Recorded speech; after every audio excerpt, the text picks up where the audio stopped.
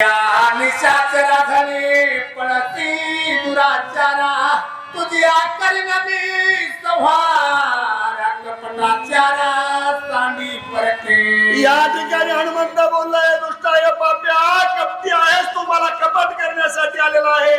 आता तुझं कपट तुझ्या शरीराचं वेगळं केल्याशिवाय राहणार नाही असं हनुमंत बोलला आणि त्या ठिकाणी काळनिमीच्या दिशेने लाव मृत्यू रूपा धरविता बंद करू आला छळनात आता होई सावकात करी युद्धात निजवळे।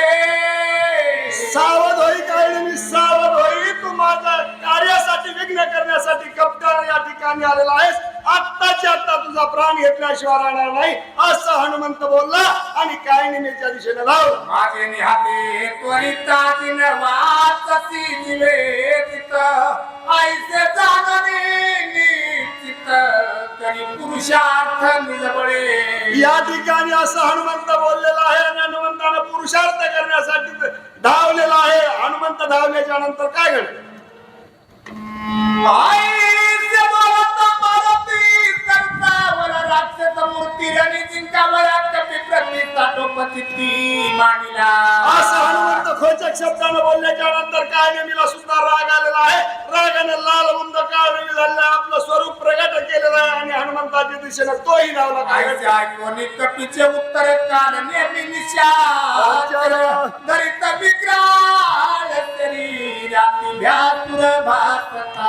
असं हनुमंत बोलल्याच्या नंतर 11 विक्राळ राक्षसाचं रूप प्रधान केलेलं आहे आणि लालबुंद डोळे केलेले आहेत आणि हनुमंताच्या दिशेने त्या ठिकाणी काळनिमी धाव 10 योजने वाढला उंचावा योजने 5 माथांचे उभारले कच जैसे वृक्ष सुळप्राय। या ठिकाणी असणारा 10 योजने उंच झालेला आहे, 12 योजने रुंद झालेला आहे।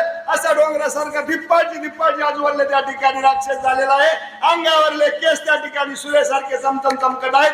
असा राक्षस हनुमंताच्या दिशेने धावला। आठही दाडा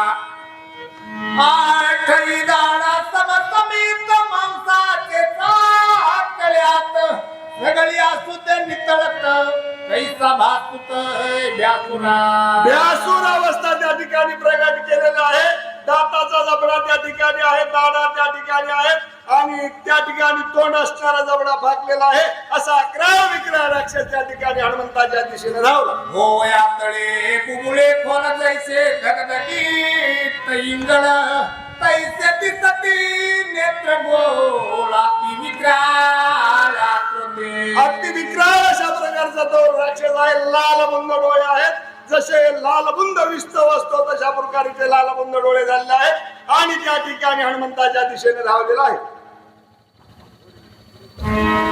जैसा मेघ गरगरला तैसा निशाचर गर्जिनला ओलित घेऊन या धाविनला हनुमंत दृष्टी लक्ष्मी। जसा आकाशात काळकुट्टा बाळ्यावा आणि आल्याच्या नंतर ढगाचा गडगडाट व्हावा असा आवाज त्या ठिकाणी काळनिमीने केलेला आहे आणि हनुमंताच्या दिशेने त्या ठिकाणी धावला आहे। पुढील वाचक रामचंद्र महाराज जनार्दन टोंबे कोलीबोहा कुंभेकाळे भरत जनार्दन टोंबे कोलीबोहा।